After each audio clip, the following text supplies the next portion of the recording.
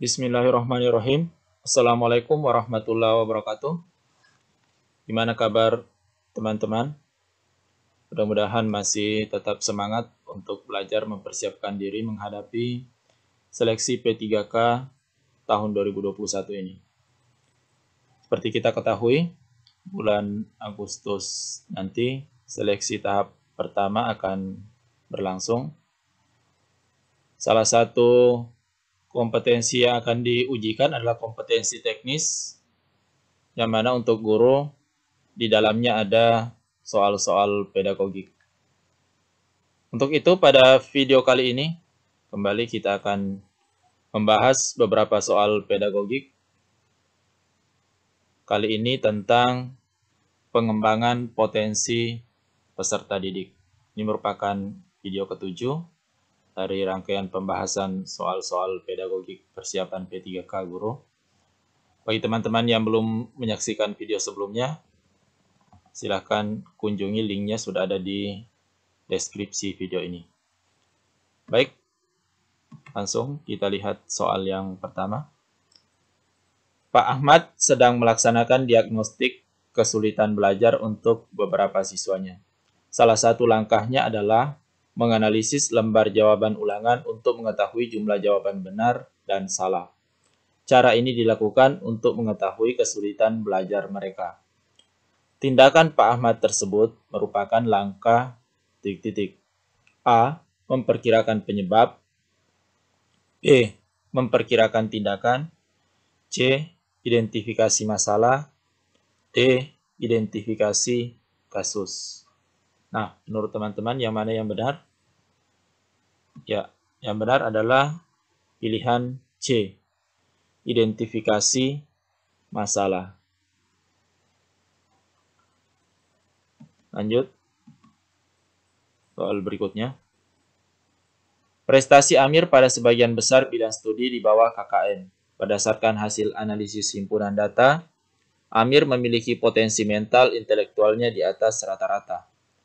Amir diduga memiliki kesulitan belajar dan termasuk anak yang A. Peserta didik termasuk anak yang lambat belajar. B. Prestasinya rendah karena sikap kebiasaan belajarnya negatif. C. Prestasi belajarnya tidak sesuai dengan potensinya. D. Prestasi belajarnya sesuai dengan tingkat kecerdasannya. Ya, jadi di sini masalahnya adalah nilai Amir ini rendah ya. Pada sebagian besar bidang studi. Nilainya di bawah KKM. Padahal Amir ini memiliki potensi di atas rata-rata. Berarti Amir termasuk anak yang C. Ini. Prestasi belajarnya tidak sesuai dengan potensinya. Lanjut.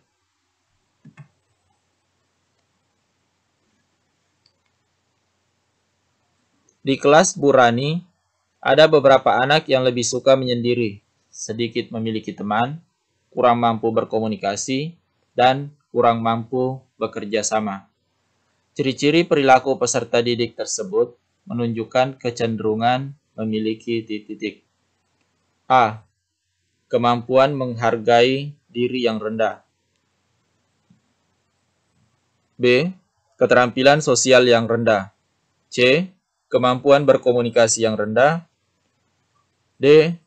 Keterampilan sosialisasi yang rendah. Ya, ini cirinya tadi. Suka menyendiri, sedikit memiliki teman, kurang mampu berkomunikasi, dan kurang mampu bekerja sama. Jadi jawaban yang benar adalah memiliki keterampilan sosial yang rendah. B. Soal selanjutnya. Pembelajaran sebaiknya dilakukan dari materi sederhana ke kompleks, mudah ke sulit, dan diorganisasikan agar terlaksananya prinsip belajar tuntas dan maju berkelanjutan.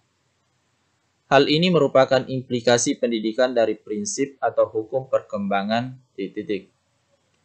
A. Perkembangan berlangsung secara bertahap. B. Awalnya diferensiasi, akhirnya integrasi. C. Keragaman dalam irama perkembangan. D.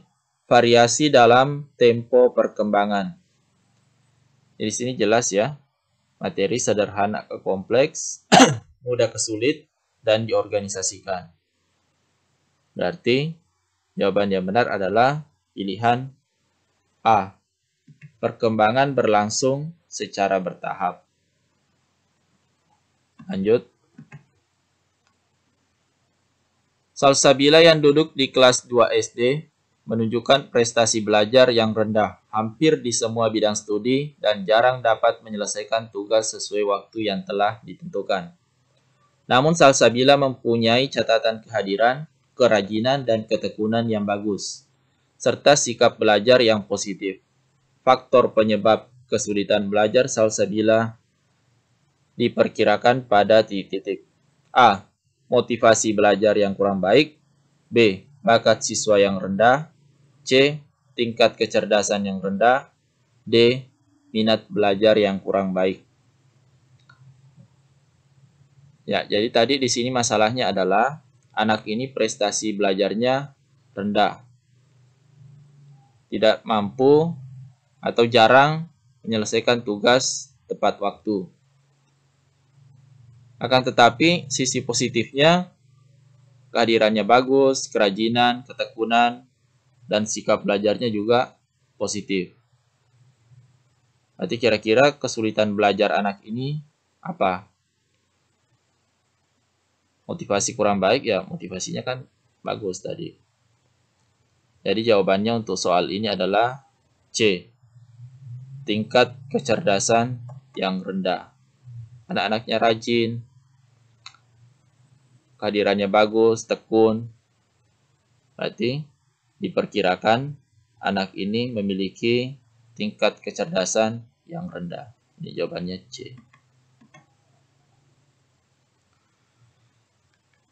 Setiap anak memiliki potensi kreatif meskipun dalam tingkatan yang berbeda. Namun kreativitas berkembang karena faktor lingkungan. Apabila akan mengembangkan kreativitas siswa, maka guru hendaknya merancang pembelajaran yang kondusif. Pembelajaran yang dapat memfasilitasi berkembangnya kreativitas anak adalah titik. A. Fleksibel dan permisif. B. Demokratis dan sesuai bakat. C. Fleksibel dan sesuai bakat. D.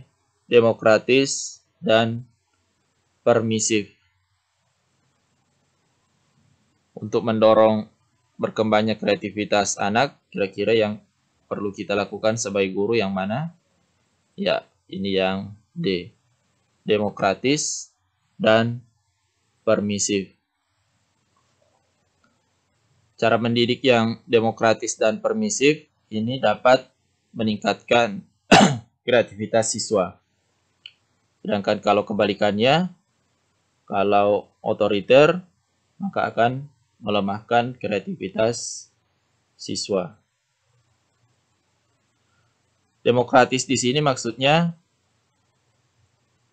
memberikan kesempatan lebih banyak kepada anak untuk mengekspresikan kreativitasnya. Itu maksudnya demokratis, memberikan kesempatan yang lebih banyak. Kemudian permisif, di sini maksudnya memberikan kebebasan kepada anak untuk mengemukakan ide-ide tanpa takut salah. Itu permisif. Jadi kalau tadi ini demokratis, memberikan kesempatan lebih banyak untuk mengembangkan kreativitasnya. Kalau permisif ini memberikan kebebasan untuk mengemukakan ide. Jadi anak tidak takut salah. Ini jawabannya ya, yang opsi D. Soal berikutnya.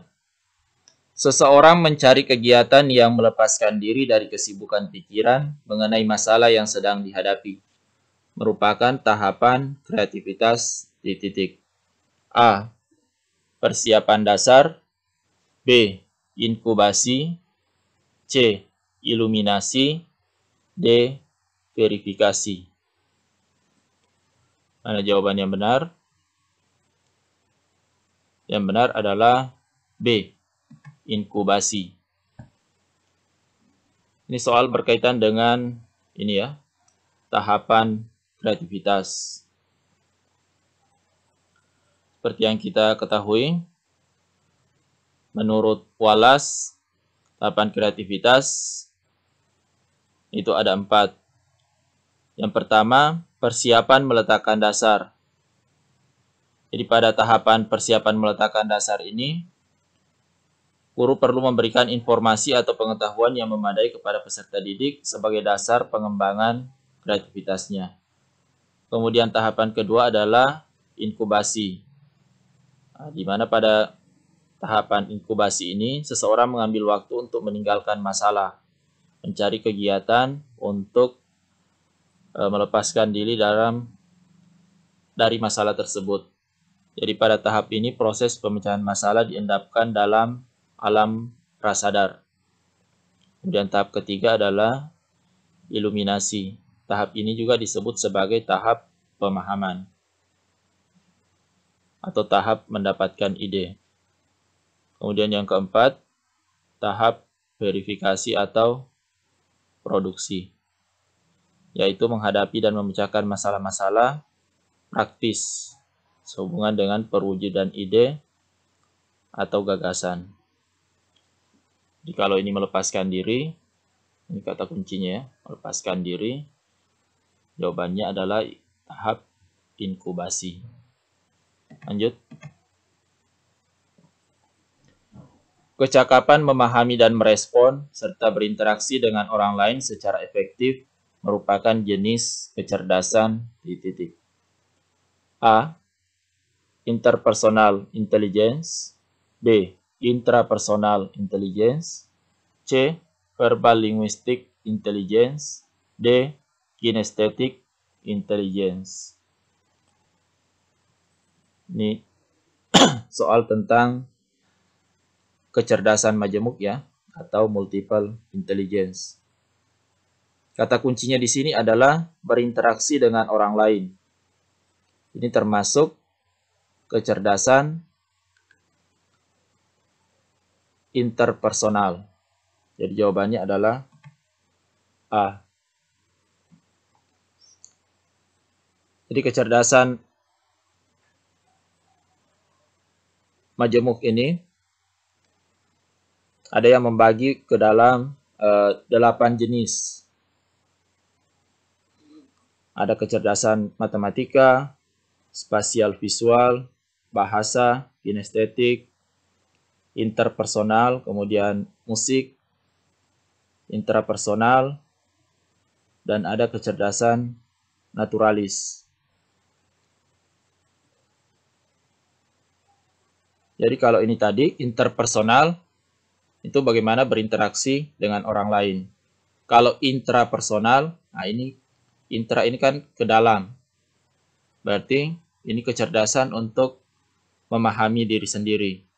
Kemudian verbal linguistik, ya ini karena verbal, berarti ini kecerdasan bahasa berkaitan dengan kata-kata. Kemudian ada kecerdasan kinestetik, ya kinestetik ini kan gerakan fisik.